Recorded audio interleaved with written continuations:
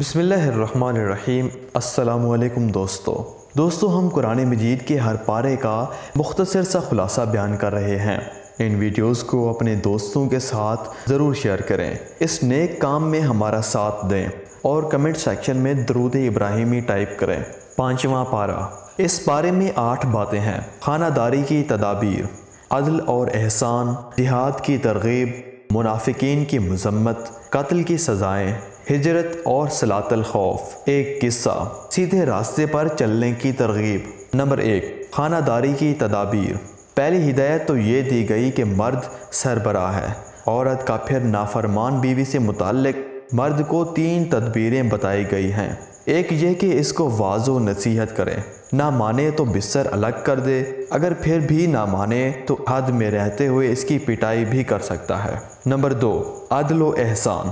عدل و احسان کا حکم دیا گیا تاکہ اجتماعی زندگی بھی درست ہو جائے۔ نمبر 3، جہاد کی ترغیب۔ جہاد کی ترغیب دی کہ موت سے نہ ڈرو، وہ تو گھر بیٹھے بھی آ سکتی ہے۔ نہ جہاد میں نکلنا موت کو یقینی بناتا ہے، نہ گھر میں رہنا زندگی کے تحفظ کی ضمانت ہے۔ نمبر 4، منافقین کی مذمت۔ منافقین کی مذمت کر کے مسلمانوں کو ان سے چکنا کیا گیا ہے کہ خبردار، یہ لوگ تمہیں بھی اپنی طرح کافر بنانا چاہتے ہیں۔ نمبر 5، قتل کی سزائیں۔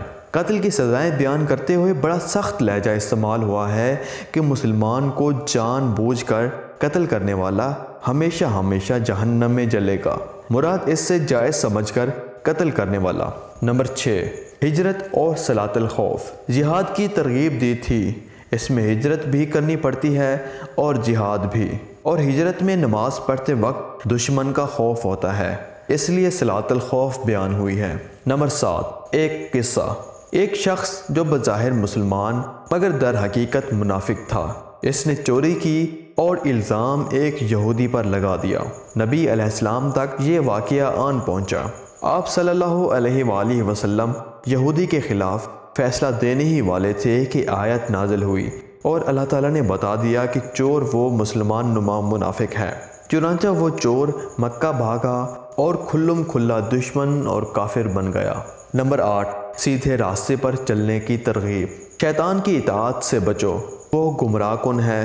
ابو الانبیاء حضرت ابراہیم علیہ السلام کی اتباع کرو، عورتوں کے حقوق ادا کرو، منافقین کے لیے سخت عذاب ہے۔ دوستو اس کے بعد ہم پارہ نمبر 6 کا خلاصہ بیان کریں گے۔ اللہ حافظ۔